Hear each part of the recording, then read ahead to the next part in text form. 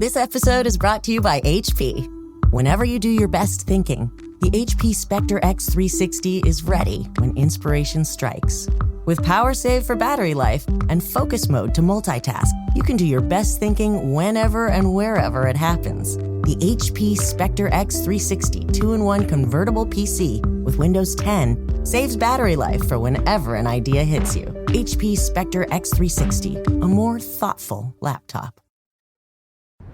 This episode is brought to you by Cheerios Oat Crunch. Make a good morning great with Cheerios Oat Crunch Almond. Topped with whole grain oats and sliced almonds, it's a breakfast your whole family will love. Pick up your box of the new Cheerios Oat Crunch Almond at your local grocery store. Welcome to the New Books Network. Hi, and welcome to the Ideas Roadshow podcast. I'm Howard Burton, your host and creator of Ideas Roadshow, and I'm delighted to be partnering with the New Books Network to offer you our uniquely eclectic blend of long-format conversations with a wide array of experts across many different subjects. The following discussion is a reformatted podcast version of one of Ideas Roadshow's first 100 film conversations that's also available in video and print formats. Visit ideasroadshow.com for more details.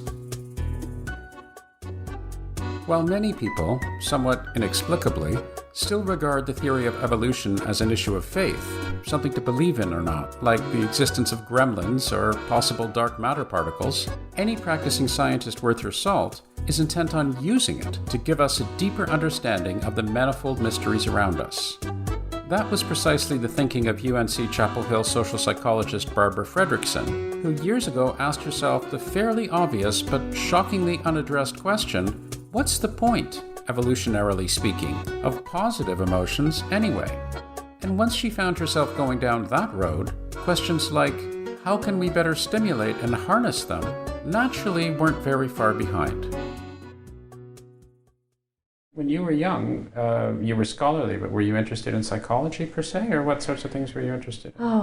My interest in psychology started in high school, not for the most kind of highbrow reasons. My older sister was a psychology major, and I wanted to be just like her.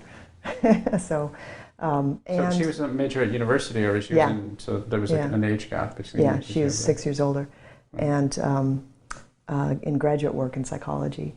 And so I took a high school psychology course, which was rare in my era to have a psychology course, and had a great teacher for that. And that kind of struck my interest and so how would describe the greatness of the teacher? Great in which particular way? Oh, we did a lot of kind of hands-on experimentation. We had our own Skinner box and trained our own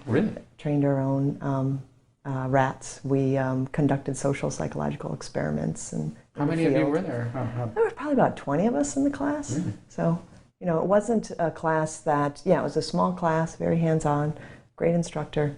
And were you ever tempted, so presumably then you went off into undergraduate with a goal in mind, you were going to study psychology? I did, although I had a good friend who was just a couple years ahead of me who was a psychology major, and it just totally wasn't for him. And he's like, oh, do anything but be a psychology major. And so I really tested myself and took, chemistry, economics, and I did well in those classes, but I just was so drawn to psychology. So this was because of this. So you were really influenced by this person. Yeah.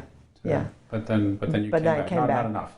I was influenced enough to really test whether psychology was for me, and I just was like, those are the classes I want to take. There was no question that those are the ideas I wanted to be thinking about by that point. Well, it's probably a good thing, right? Yeah. To have gone off and had a sense of that. Yeah. So when you started studying psychology, did you have a particular orientation in mind? Were you thinking about abnormal psychology or social psychology, or how did that develop? Well, I went to Carleton College, very small college, and at the time It's in Minnesota. In Minnesota, Northfield, right. And there were 4 faculty members in psychology. Oh, really? So all of social personality clinical psychology was represented by one faculty member, Neil Lutsky, who was my mentor then, and actually we still stay connected. Anytime in Northfield, we'll have dinner together. So those are the courses that I just really liked. So within that kind of side of psychology, I knew I wanted to do something in that area. Right. Really boiled down to social psychology. I knew I wasn't interested in the clinical side of clinical psychology, not because it's not that I don't care about people's suffering and outcomes, but I realized I was just much more drawn intellectually to how does this work, not what can I do to make it better. I mean, the way I think is all about mechanisms and how to unpack why humans are the way they are. And so I realized my questions were really basic science questions. Would you have, do you think, gone through the same sort of trajectory had you been doing that now? I mean, now that there is so much more emphasis placed on cognitive science and neuroscience and all the rest of that, would you, if you could imagine yourself the age of your children now, would you follow roughly the same track that you did, or do you think it would be a somewhat different track? Oh, that's a great question. Hadn't really thought about that. I think that I probably would have started in with much more of a biological focus, which I've developed over the years, and starting as a postdoc doing psychophysiology. But I feel like psychology as a field is integrating so rapidly with the biological approaches that having that as a strength early on would be really cool. Right. Yeah. Whether it's neuroscience or immunology or so I'm not. There are a lot of people who are like, oh, if I would start over, I'd do neuroscience. And I think the brain is fascinating, but I think in all of our love of neuroscience, we're kind of forgetting about the body. Right. And the body is rather significant and is kind of part of the brain.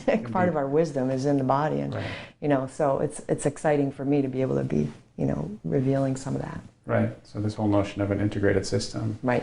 And is that something that you remember becoming consciously aware of at a particular time, that you started thinking at some point in your academic career, hey, this is all kind of together, the brain and the body and influencing one another. Right. Do you remember having any particular epiphany, a road to Damascus about any of this sort of thing? Social psychology as a field has gone through many different phases of kind of self-concern about relevance. I mean, I think social psychologists think what they do is fascinating and interesting always, but trying to find the ways to make it relevant and connecting more to health and to illness and biology is, seemed when I was in graduate school super important. And so that's why I sought out the postdoc that I did that allowed me to get training in psychophysiology to begin to make that clear bridge to health. Right. I did a bad job actually in charting your career because I left you in Minnesota. Oh yeah. And then so after you had this this formative experience there with this presumably intimate group of people and 4 faculty members and so forth. Right. You decided to go to graduate school. And so what was motivating that particular decision in terms of area of research and where you wanted to go and what you wanted to study? Well, I had a good opportunity when I was, as an undergraduate, to do research with my mentor, Neil Lutsky, and his area at the time was in kind of that bridge between social and personality psychology, how we perceive other people's character and personality traits. And so I'd worked a lot on that, and that at the time I thought that was like, oh, that's what I want to do. And so I applied to schools where there were faculty that did that kind of work and ended up at Stanford, and ended up doing totally different kinds of work, just by, how your interests change and all. But that's how I first decided that I wanted to be a social psychologist. Right. I did have a glimmer of thinking maybe I'll be an organizational psychologist, or at the time it was industrial organizational psychology. But in doing an independent study on that work, it seemed like at the time, and I think this is fair to say of 30 years ago, is that area of psychology was kind of lagging behind social psychology. It was kind of taking what was known in social psychology and applying it. And I thought, well, may as well get training in social psychology so I can be ahead of the curve. Right. So I'm going to say something now which is potentially embarrassing. When I was younger, and when I was an undergraduate, and I mentioned that I studied natural sciences, I studied physics, there was this attitude that the people who study psychology because they all have their own problems that they're trying to solve. This was just sort of the me search. The stereotype. What you were describing to me seems obviously motivated in a very, very different direction.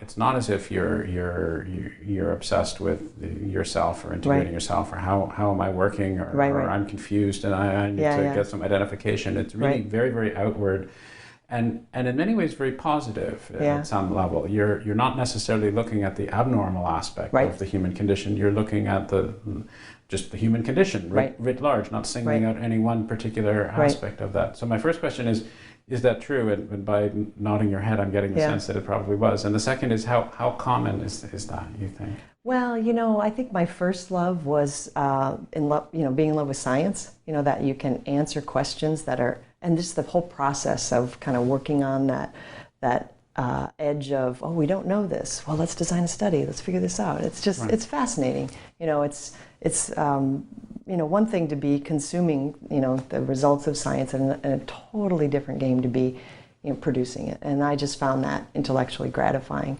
My interest in emotions, which grew, in graduate school and my postdoc, in hindsight, I think kind of fits some of the, because people have asked me, oh, you study positive emotions, positive psychology, is this because you had this extraordinarily happy childhood and everybody was bubbly and upbeat the whole time? And I'm like, absolutely not.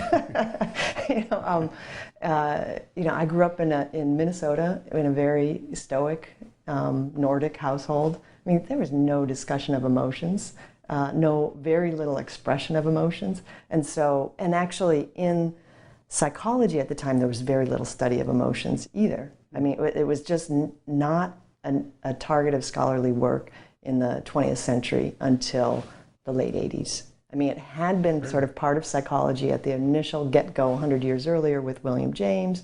Behaviorism kind of shut the door on internal experiences as being a legitimate focus of study. So it was considered just irrelevant? It's just lights on the machine, just, inconsequential. And so as psychology as a science was kind of waking up to, emotions can be studied, I came across it and I thought, oh, yeah, what is this emotion stuff?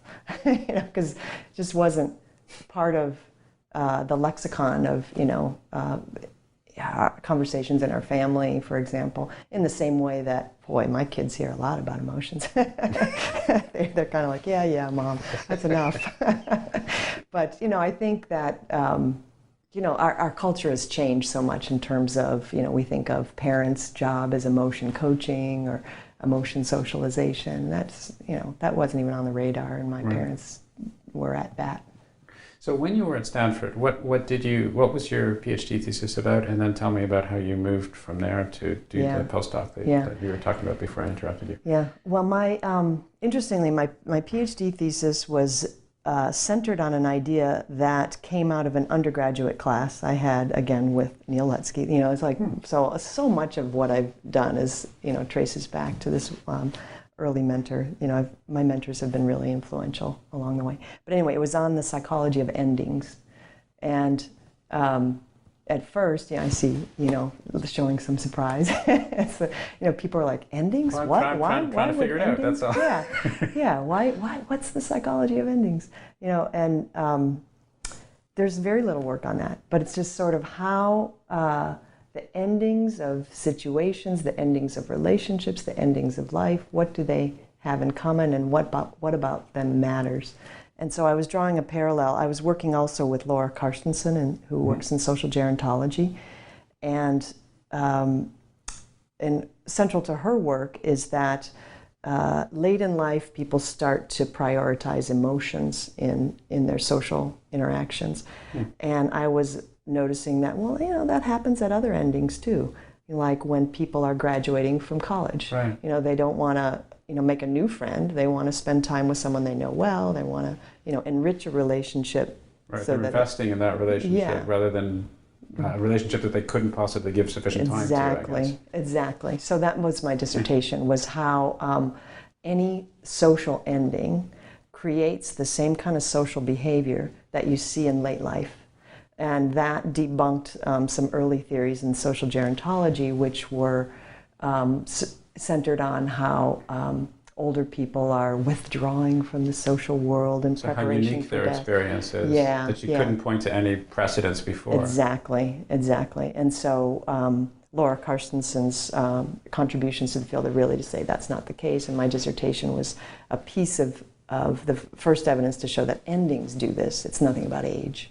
It's just they tend to coincide with age. Right. So, and that led to some work that I did with Danny Kahneman on what we call the peak end rule, which basically when people think back about past emotional experience and they sum it up, they refer to its peak emotional intensity and how it ended. Those two moments, those two snapshots end up characterizing it, and they neglect the duration of the event or some other aspects of it. And is that even true? I mean, do they? If I could imagine that if they're putting it into some template, some framework, where they're looking at the peak and the ending of it, they may be misremembering to some extent. Yes, exactly. And we've done studies to show that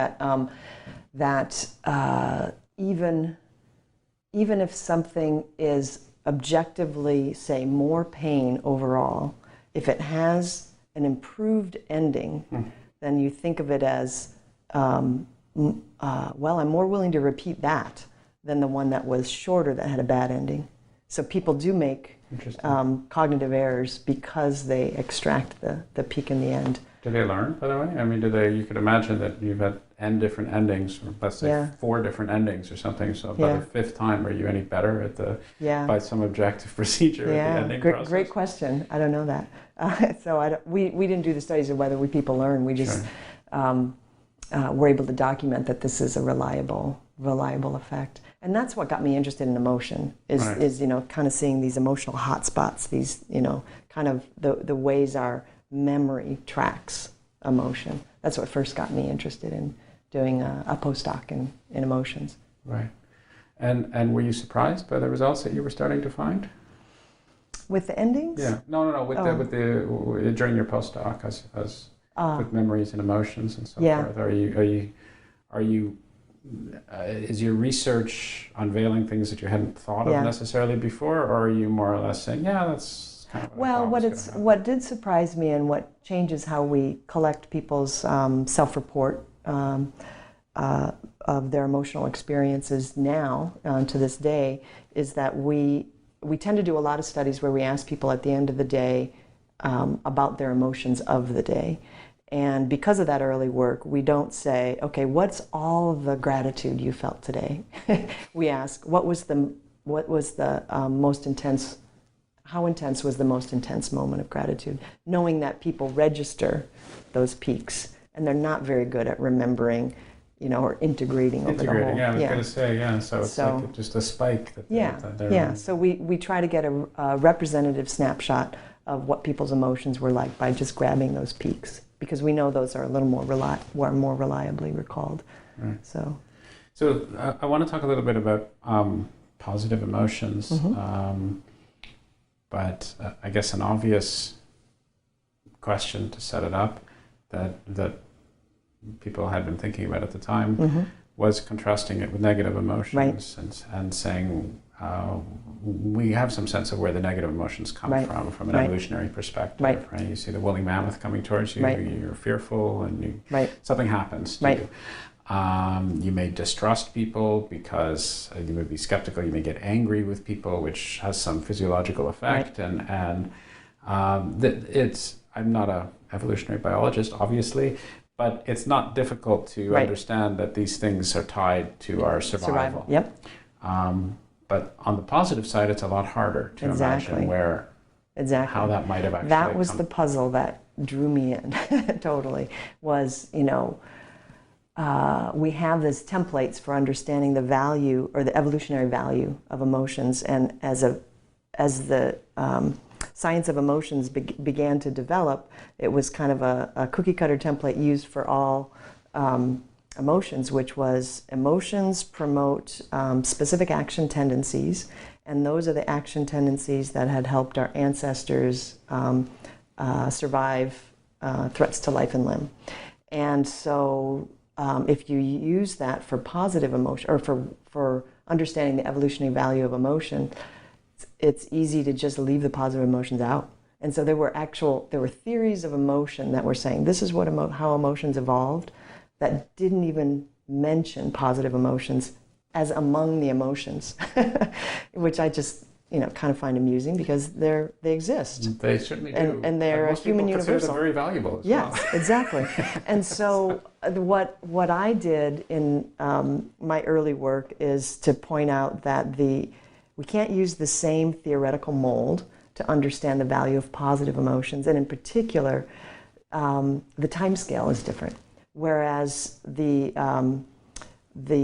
adaptive value of a negative emotion is during the moment of threat, that it prepares you to do actions that had been, advantageous for our ancestors. So an immediate response, reactive. Yes, in a way. Yeah, like that immediate behavioral and internal state that goes with that emotion is adaptive. Yeah, woolly mammoth is around the corner. Yeah.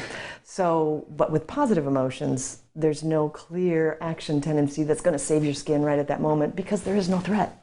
Most often, there is no threat. Some positive emotions occur, with the backdrop of threat. And so I argued that, they have a clear psychology, that they broaden people's mindsets, and that's beneficial, not in that moment, but if you've had more of those moments, you've accrued more resources. Those broadened awareness moments help you discover and build new resources that end up kind of filling out your survival toolkit. So it's an investment. It's an investment. It's an investment in the future. And so, but if we look only for the evolutionary advantage in the moment that you experience it, you won't see it. So to be able to see the evolutionary advantage of positive emotions, you need to take that longer view, kind of a developmental view. You know what this also reminds me of is a query that some evolutionary biologists will say. Mothers spend this enormous amount of time with their newborns. I mean, this is a huge investment of time and energy and resources, and it certainly doesn't benefit anybody in the short term. I mean, it's a huge effort. So it seems analogous to the extent that there's an awful lot of investment which is actually being made, which isn't immediately available. Well, you don't see any immediate returns from it whatsoever. I mean, in the sake of caring for one's young, you might say you're genetically disposed to doing so, but that's really begging the question. It seems like you're just stating that. So it seems like that's another example. There are all these investments that humans tend to make, or the species tends to make. Do you see that these positive emotions actually existing in other species as well? Do you see this as a uniquely human aspect, or is this well, certainly other positive emotions, I think, can be seen in mammals, at least, in terms of play. And there's even some evidence that there are vocalizations in rats that seem to be like laughter, that they happen, with tickling, and when there's kind of joviality or whatever, they're actually kind of ultra high frequency, not audible to the human ear, but with the right recording devices. So there's whole research programs that try to document that this actually seems like a positive emotion expression in animals. And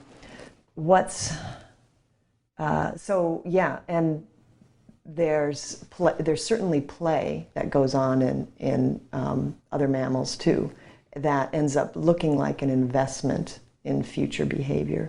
So there's certain kinds of maneuvers that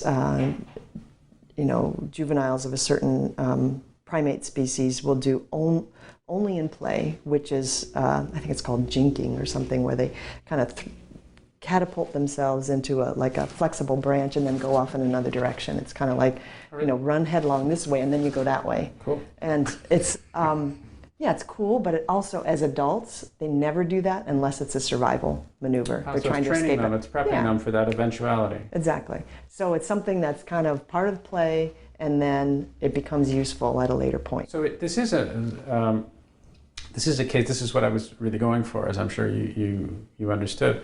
I'm looking for ways in which you can test is maybe too strong, but hold out examples of this theoretical framework to other cases, to other things. And so if you can say this same sort of investment and broadening can apply not only to humans, but it actually can apply in different cases to other species, well, that's some indication that you're on the right track. Right, yeah, that's where I started with this theory, is looking at some of the animal literature at the time. The other thing that kind of has that feature of neat design, the way that evolutionary principles build on, is that there are certainly other ways to develop your resources and skills to be better equipped to deal with adversity in the future. I mean, as humans, we've invented education for that, but positive emotions kind of assure that you develop in that way just because it's rewarding, because pleasant experiences themselves draw you to repeat that pleasant experience. So it's kind of like this sugar coating that brings people back to the educational moment. You play because it's fun, and in playing you learn things. So there's ways in which that the hedonically positive aspect of positive emotions keeps bringing us back. Now, it certainly gets humans into trouble as well. I mean, obviously, drugs of addiction, gambling addiction, all those other things are kind of based on kind of an exploitation of the positive emotion system.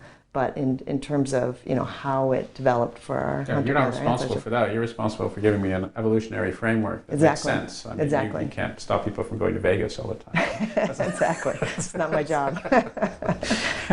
So what was the response to this when you were developing it? Was there immediate yes, Barbara's on the right track, or this is irrelevant, or we've heard all this before? Or there certainly wasn't a we've heard all this before, because there was very little work on positive emotions. I think there was a lot of interest. I mean, one of my senior colleagues was like, gosh, I wish I would have thought of that. Which I took as the greatest compliment. Sure, and that's what you want. And it captured a lot of interest in this new area called positive psychology, which came along afterwards, and helped people make sense of, this positive stuff is important. So just hold on one second. So positive psychology is necessarily linked to positive emotions, or is it in contradistinction to abnormal psychology? Or how is positive psychology actually defined? What is that? Yeah, it's a little more in contrast to clinical psychology. It's like we've used the great scientific tools of our field to understand human misery. Let's also use those same tools to understand human flourishing, or kind of functioning at a really high level. Okay. And positive emotions are one topic under the umbrella of positive psychology. But the way I see it, I see everything through the lens of emotions now after all this time, is that's the fuel. It's kind of like the engine that drives flourishing and well-being. It's by evolutionary design. Cool. Well, sorry, I interrupted you. You were talking about responses and one person. I think that early in my career, I feel like people were super excited by the theoretical ideas. I published things, were like, hey, that's really cool, love that. And so for the first, I'd say 15 years, I was just like, round of applause, yeah, that's doing great. And as the field has grown and positive psychology grabs a lot more attention, there's people very cautious and wanting to make sure everything that's said is right. So I have my own merry band of detractors now. Well, that sounds like you're the victim of your own success to some extent. Yeah. I mean, presumably that's what one wants. If one is developing a key insight, which gives rise to a whole different way of looking at things, and other people rush in, you're going to have all sorts of subtleties emerging, and people are going to be once they've accepted the insight, of course, they're going to be demanding more and more and more, and be arguing over smaller and smaller details to some extent, and that's as it should be. Yeah, and so it's just par for the course at this stage. So let's talk about, so you mentioned the whole broaden and build aspect. So this notion, as I understand it, so tell me if I'm wrong, this idea that that positive emotions form are essential to our evolutionary growth insofar as they enable us to have a framework for doing all sorts of future activities that are fundamental to our flourishing, or fundamental to our survival, fundamental to all sorts of things. And that without those, I don't have any examples handy because it's not my field, but I could say something like, without the ability to socialize, without the ability to get along, we wouldn't have developed language, society, all these other things that are often good for us to have done. We'd just be running away from. I'm not even sure woolly mammoths actually existed when man existed, but because I'm not an evolutionist, but a big thing that we were running away from. We'd just be some kind of predator. We'd just be doing that. So this notion of looking at positive emotions as you said, the engine of this development that enables us to flourish is a pretty strong insight to me, and that's my understanding of what that's all about. Yes. Or am I missing something? Nope. That's the whole purpose of the broaden and build theory is to explain kind of the form and the function of positive emotions. Is what's their psychological shape and what value did that have? Right. Yeah. And so then there's this question of, okay, but positive emotions have a value, negative emotions have a value. Do we have any? How can we compare the two of them, or is there some meta theory that says they should all be in this sort of balance or that sort of balance or something like that? Well, one thing that we know very clearly from just a very solid foundation of work is that there's a very strong negativity bias. That measure for measure, negative is stronger than positive in terms of the emotions. So it's in a way the negative emotions scream out at us and the positive emotions kind of whisper.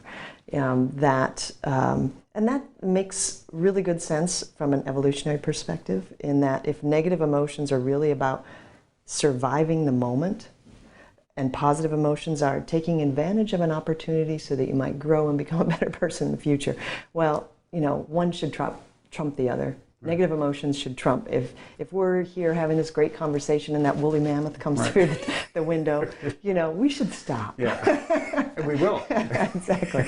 So in that sense, negative survival trumps investment in the future. Right. And that is the logic behind the negativity bias.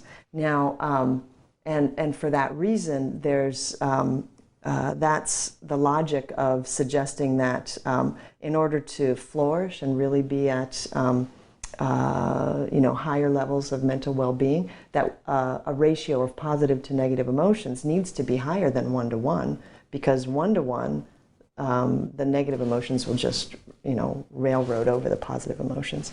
And so there's research to suggest that the typical ratio across all people is about 2-to-1, that people tend to have, twice as many positive emotions as negative emotions. Now, our attention is always drawn to negative emotions, but in terms of day in and day out, people who are reasonably healthy are at about 2-to-1. People who are clinically depressed, dealing with anxiety disorders, tend to be 1-to-1 or lower. Okay, so this is just descriptive research. And what we found is that people who are flourishing, doing really well in life, tend to have ratios 3-to-1, 4-to-1, 5-to-1. So they're appreciably above that 2-to-1 norm. Right. And that seems to be characteristic of people who are doing really well in life. So that leads directly to a question of how might we, on an individual basis, actually be able to improve that or increase that. But I'm going to defer that question for a moment. Okay. And I'm going to move towards a more detailed explanation of what we're actually measuring in the scientific aspect of this, because it's I can see someone who hasn't read any of your books. Aren't too many of those people, but I'm sure there are a couple of them. There's millions. who might say, well, this is all very well and good, but negative, positive. Okay, I can see that there's some broad-based way that you can justify on an evolutionary basis the fact that we have positive emotions and that we like to have positive emotions. Okay, fair enough. But what can you really do with this? Can you actually measure anything? Can you measure, how does this tie into the physiological aspects that you were talking about before in terms of the integrated system of the entire body? What can you do anything in a lab? Can you show me anything other than just wave your hands around? Sure.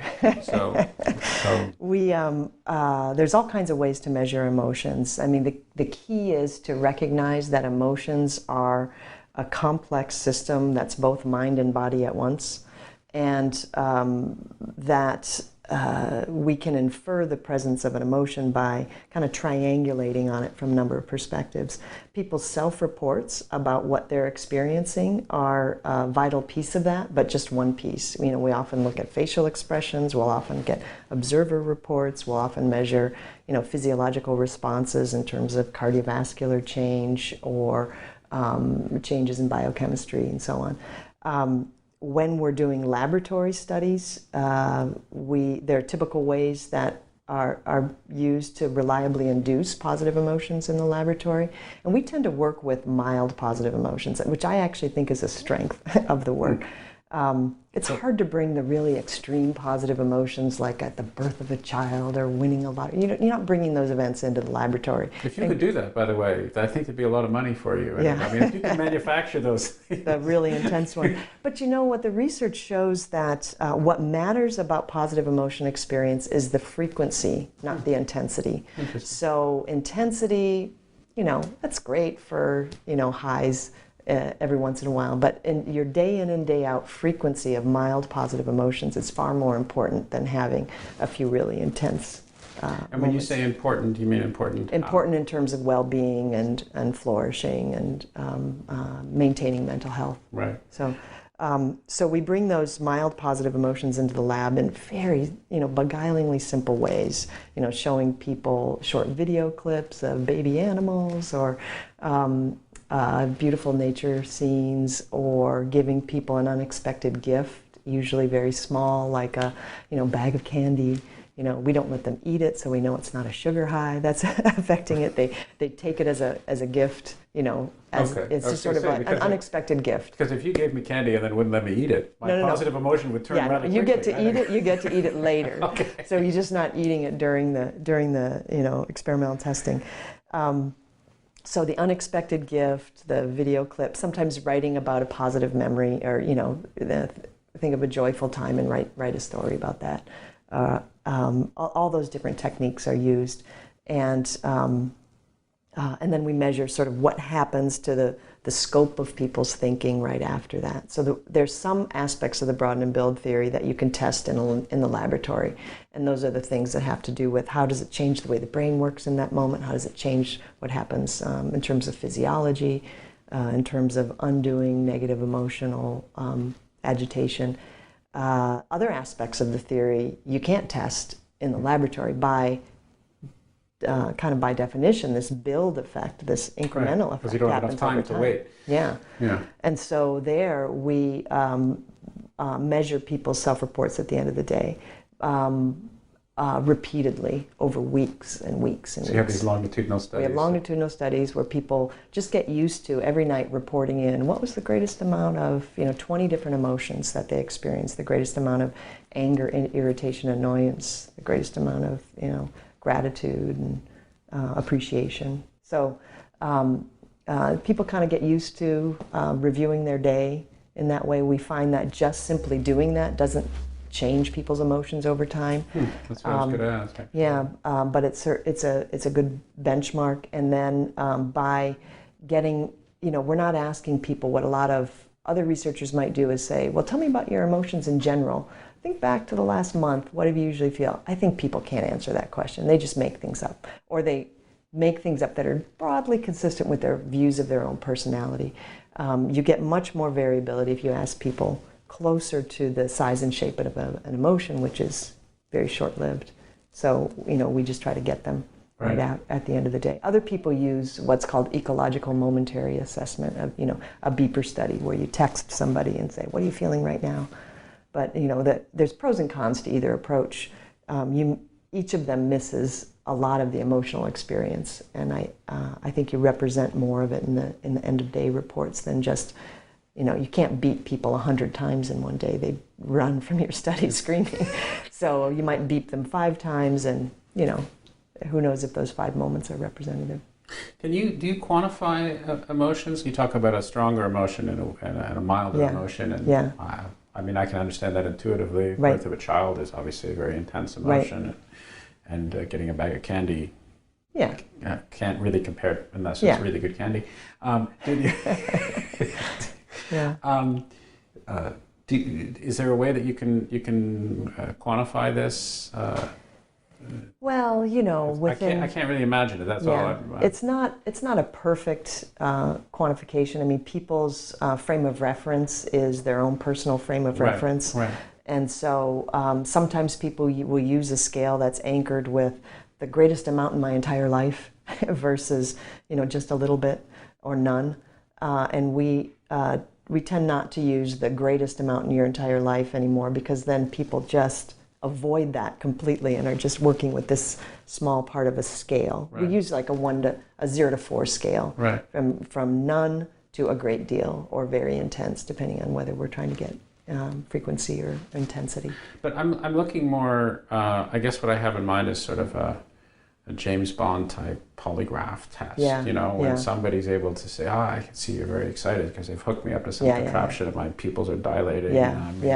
This sort of thing. Is there a way, very crudely, that one can say, I can see this person as my pulse is racing or whatever? There's some sort of objective physiological changes that enable me to quantify this as a 7 on the emotion scale. There's a great wish for there to be some physiological measure that would, we can either put on your brain or measure in a polygraph that is the emotion. There is no such thing. There isn't for negative emotions. There isn't for positive emotions. You can't. We know now that this reductionist approach that just says, what your body's doing tells you what an emotion is doing is it's ill-fitting, because your body has many jobs. It's not just an emotion readout mood ring. It's digesting, it's helping you move from place to place. So there's no biological measure that's going to be kind of a one-to-one mapping with emotions. And that's why people's self-reports are priceless, because consciousness is a great integrator. And, obviously people have reasons sometimes that affect their ability or their willingness to report in a straightforward way what they're if you have enough people and enough studies, there's certainly noise in that measure, but it's one of the most effective measures, especially if you get it at a fine temporal resolution. So there's ways to improve the measurement. It's certainly not perfect, but it allows science to progress. And the how it's capturing something is that people's day-to-day emotion reports are predicting theoretically forecast or hypothesized changes in cardiovascular function or changes in gene expression in the immune system. So it's if it were all just people saying they're just giving you the reports that you want to hear. Well, their hearts aren't going to change the way they function. There is something objective going on, but it's certainly not a one-to-one map that you can pick out anyway. Exactly. So this brings me up to this effect that I understand exists, and I want you to tell me more about it. I know that if I'm under a lot of stress or if I'm really angry, there's a deleterious effect on my body if I do this all the time anyway. This is not just mumbo jumbo if I'm somebody that gets angry all the time, this has manifestations physically that are not in my best interest. Right.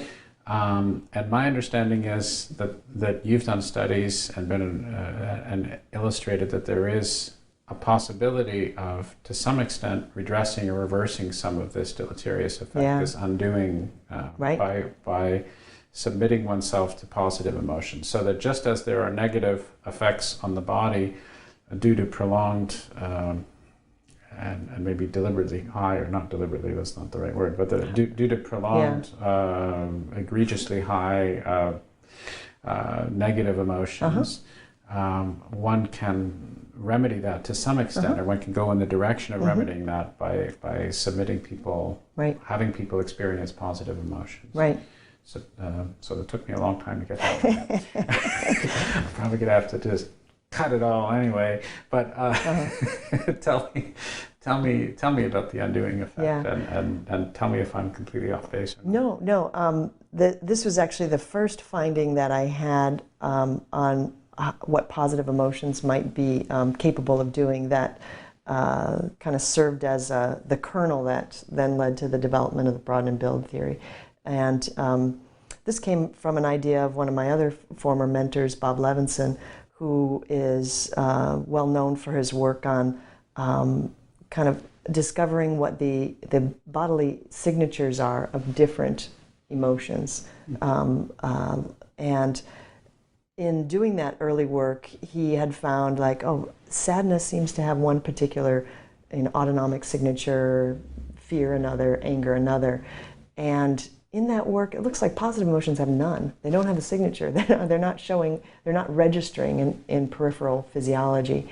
But he, in an early chapter, said, well, maybe that's because we're looking in the wrong time and place. Maybe it's they don't look like they have a signature if we compare it to a neutral baseline.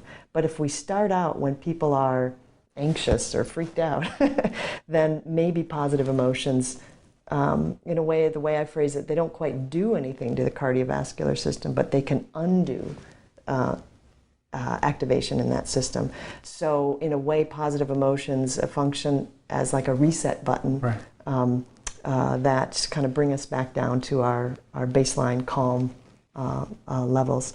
And so we tested that in a number of different ways, and it looks to be the case that positive emotions, if you are experiencing a negative emotion that is no longer useful, and so it's kind of lingering on past its usefulness. The woolly mammoth has left the building. Yeah, exactly.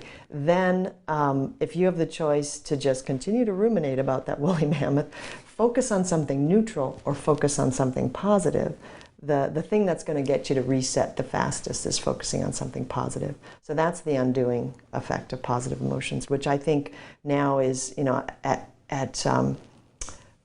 what I used to think right when we published that work was that, or when we first discovered it, that perhaps that was the function of positive emotions, is to be these undoers of our negative emotion, excessive negative emotions. But I now, when I tried to pull together, a proper evolutionary argument on what positive emotions are good for, I came to the conclusion that that's a byproduct of this broadening and building effect, right. More than the function itself. Because positive emotions are states that we experience in many different contexts, not just in the context of, negativity. Right. And so we need to make sense of, all the different kinds of, right. kind of ecological situations in which we experience them. And you can imagine from an evolutionary perspective that would only work if humans had this tendency to have a surfeit of negative emotions. So right. you could say, well, then it would be useful to have this cleansing effect, right. and that was the only thing it would do. Right. But that's, as I understand it, not actually the case. Most people don't have too many, they're not constantly thinking about woolly mammoths when woolly mammoths aren't actually there. Right. That's just operating more or less right. as it should operate. Right. And the question is, well, there's this whole other stuff that right. we're doing exactly. that's important to us. Exactly. So let's get to this question of, because we talk all this evolutionary stuff, but bringing it down to a personal level again, if I'm somebody listening to this saying, okay, well, that all sounds pretty good to me, maybe I can help myself by focusing more on positive emotions. Yeah. To the extent that maybe I should meditate, or maybe I should try to have a different attitude as I go through life, or whatever. Right. Maybe that will have some some physiological effects on me, as well as physiological in the big sense of the word, my whole body, including my brain. Right. And so the claim is, yes, that's true. Yeah, definitely. I mean, we have so much more capacity to regulate our emotions than we often give ourselves credit for. A lot of times people think of emotions kind of like the weather. It just happens, but especially with the positive emotions, we have a lot of choice about whether to kind of let them emerge and bloom in our day, or to just blow right past them because we're too busy doing something else. So positive emotions are particularly fragile. Again, they're not as potent or powerful as the negative emotions, and they're the initial seeds of them, in a way, are easy to overlook. And so this is why mind training through meditation can be actually a really effective way, we've learned in our studies, to help people learn how to self-generate positive self-generate positive emotions. Not necessarily and to recognize opportunities to do so. So we've in our studies, again, I started studying meditation, not to study meditation per se, but to test my theory. I really wanted to just find out whether the build part of the broaden and build theory held water. And to do that, you have to essentially change people's emotional personality, change their daily diet of emotions and add more positive emotions in. And I realized, as we had a few failed attempts at trying to, create interventions that would raise people's positive emotions day in and day out. And, that was kind of humbling to realize, people's emotional personalities don't change very readily. Right. But then I happened to be in this was kind of serendipitous, I happened to be in a faculty seminar on integrative medicine, and was introduced to some work on what's called metta meditation, or loving kindness meditation. And, a huge light bulb went off for me. I was just like, I could use this to test my theory. And so I was emboldened by the fact that Richie Davidson and others had begun to do, serious scientific work on mindfulness meditation.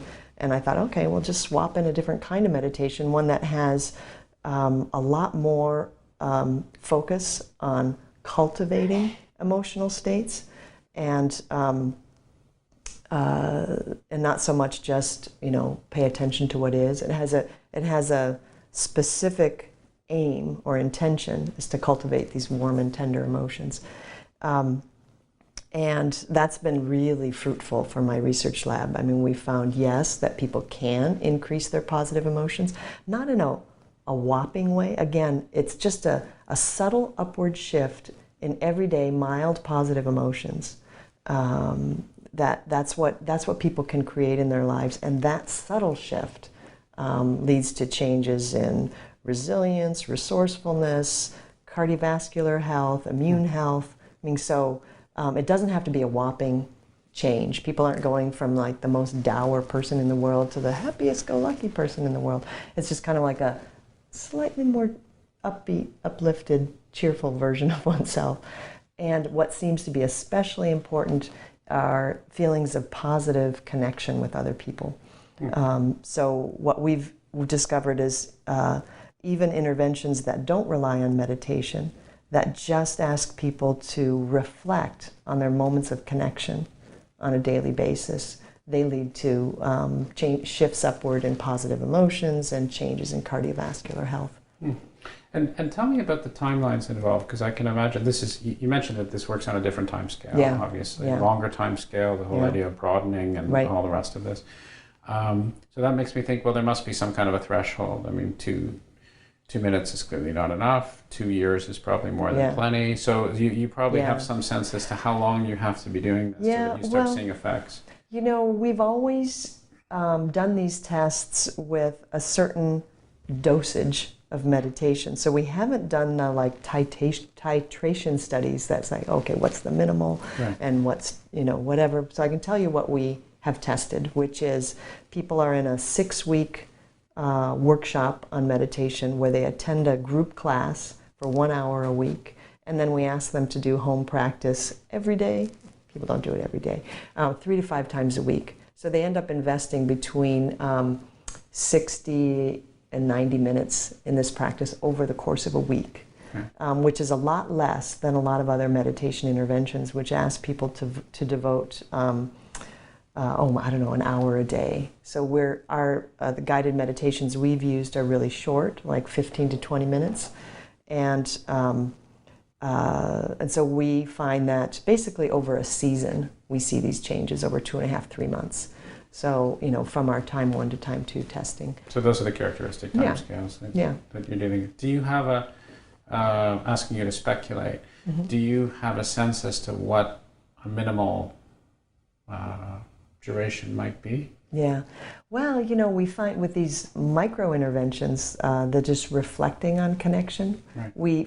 We see that they're not as powerful as, learning a meditation practice, but they're observable. They're observable. We see people are investing less than a minute a day, thinking about, what were your 3 longest social interactions of today? How close did you feel? How attuned did you feel?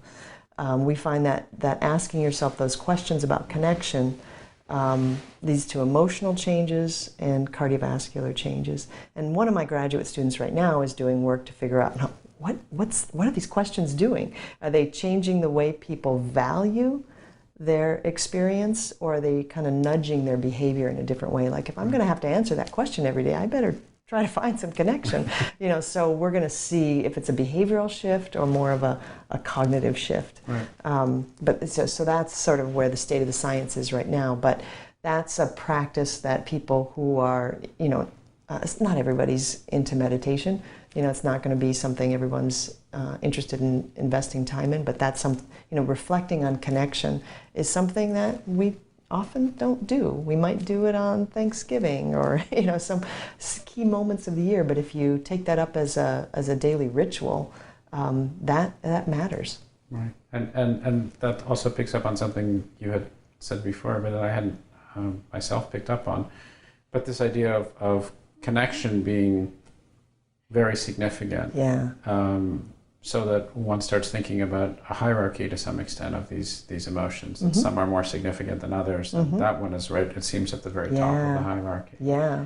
That's what motivated me to write my second book, Love 2.0, was to really see that, explore the idea that perhaps our experiences of shared positivity are perhaps more influential in terms of our health than our solo experienced positivity. Not that those aren't important and lead to important developmental changes, but there could be some real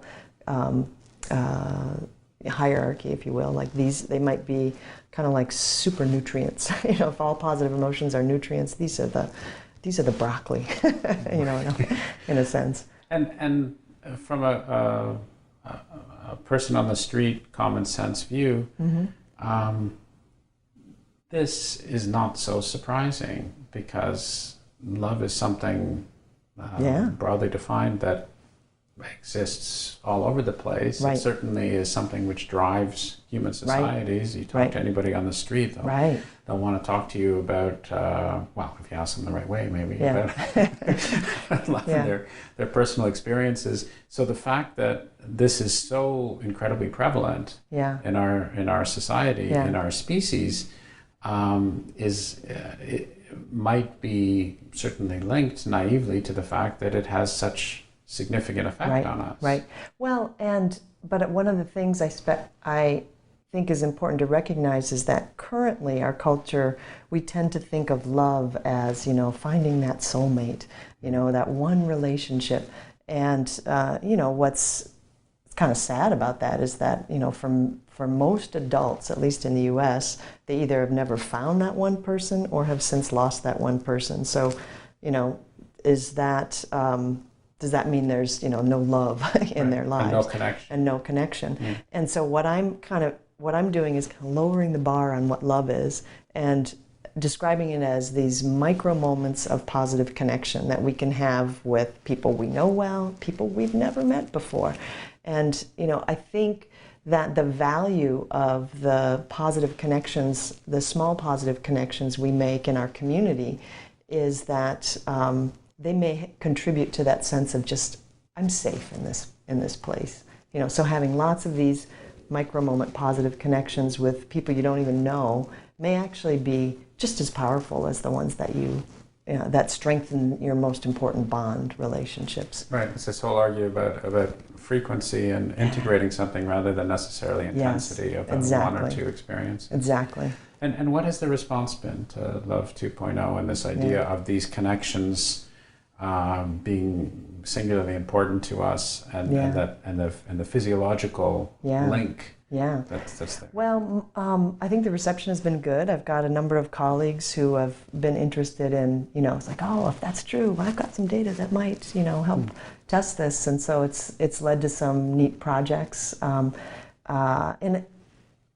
it's inspired by my work with this meditation practice, loving kindness meditation. I think, there's no accident that working on that kind of led me to rethink my ideas about, how is love working? What is it? How is it affecting the body and health? But that book in particular was written to kind of frame the kind of work I'd like to do in the next 20 years, whereas my first book, Positivity, was kind of describing what I had done the first 20 years. So I was hoping that it'd be a more generative framework, and so we're beginning to see the initial evidence of that. So you're looking, obviously scientifically, you're looking at how your colleagues respond, you're thinking about your research agenda. One of the interesting aspects of your work, unlike a cosmologist, say, or a fish biologist, is that it resonates with a lot of people who are not necessarily scientists and practitioners, and they say, oh, wait a minute, I know something about, I've heard something about connection, and of course by definition, because you're talking about something common to humanity and the human condition, there's a natural link there. And I can imagine that would be very stimulating for you, and very interesting and exciting for you, and very relevant. On the other hand, I could also imagine that it might sometimes be frustrating that you get put in the self-help section, that Barbara's going to teach you how to lead a fulfilled life, and the 10-point plan to changing your life around, and all the rest of this sort of thing. Is that a common experience for you? It is, and yet, what a great opportunity to be doing science in an area that people care about. So rather than, it's a cool opportunity, but it does create some funny tensions in places. But it feels enormously gratifying to have people have interest in these topics. Now, there was a time when self-help books were written by anybody but scientists, and in the last 10 years or so, psychologists have realized, wait a minute, we have something to say about this. That's our job. Maybe we should have some offerings on that shelf too. So I'm not embarrassed to be in the self-help aisle. I actually think it's important that there be some evidence-based work there. But for people who, aren't really reading the fine details, they just see it as, another self-help book. So in that sense, both of my books are written like with a part 1 and a part 2. Part 1 is the science. Part 2 is the, okay, if that's true, what do I do? Part of things. And so, people can read them and kind of, for what matters to them. I hope I can get people to be interested in the really cool stuff in the front part of the book that's about the science. But some people are interested more in, okay, well, I buy that. What do I do? And of course, it's a happy combination, because as a scientist, it could have been the case, logically, that positive emotions could have been disadvantageous. They could have been horrible things. They could have been, one could imagine, at least logically, that the sorts of things that people might like to hear are not actually what's going on scientifically. So that wasn't what formed your scientific judgment or what formed your scientific opinion. It just so happens that we've come to a conclusion in this area where we have this happy overlap, where doing what what makes us feel good, and what in fact we should be doing more of in moderation in the right way, as you describe, is actually advantageous. It's good for us. So if that's the case, then I would argue that you even have a moral obligation to tell people about it. Well, that's kind of what motivated my first book. I felt like, this is not just science anymore. This is a little bit about life and how to live it.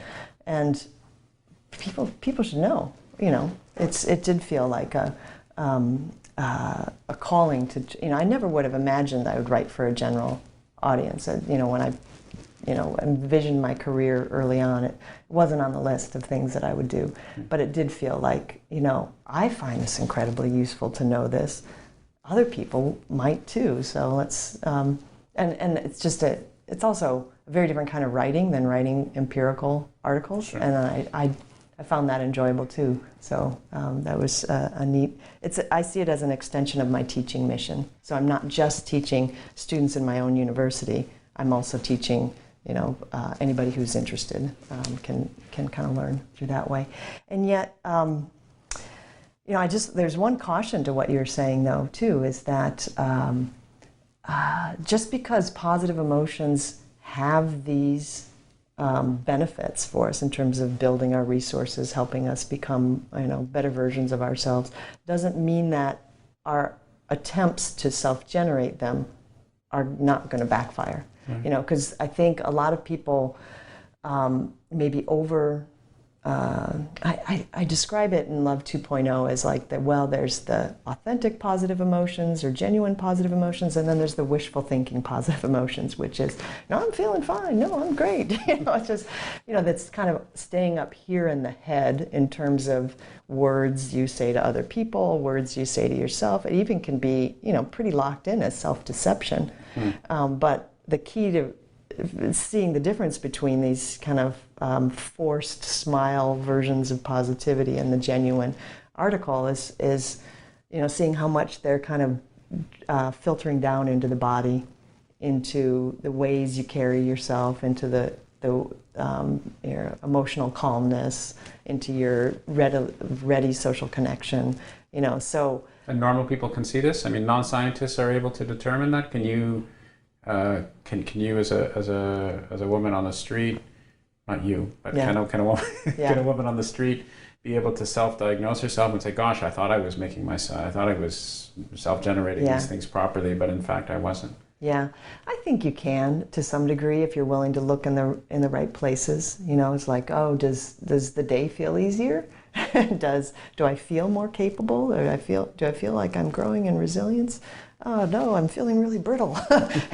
So, and also in terms of registering the sincerity of other people's expressions of positivity, we're really good at that if we make eye contact. If we don't make eye contact with other people, research shows we're actually pretty cut off from that gut wisdom that tells us whether somebody's just telling a story. Why is that? What is it about eye contact? Well, there's this great work by social psychologist Paula Niedenthal on what she calls the simulation of smiles model, that when we make eye contact, we immediately and automatically begin to mimic that facial expression. And as we mimic that facial expression, we have kind of a neural mimicry going on as well. And that can inform your gut onto what that smile might mean.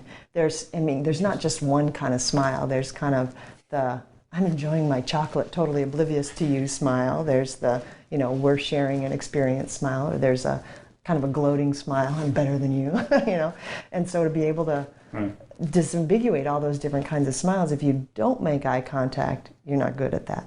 But if you do make eye contact, you're better at seeing all those subtle differences.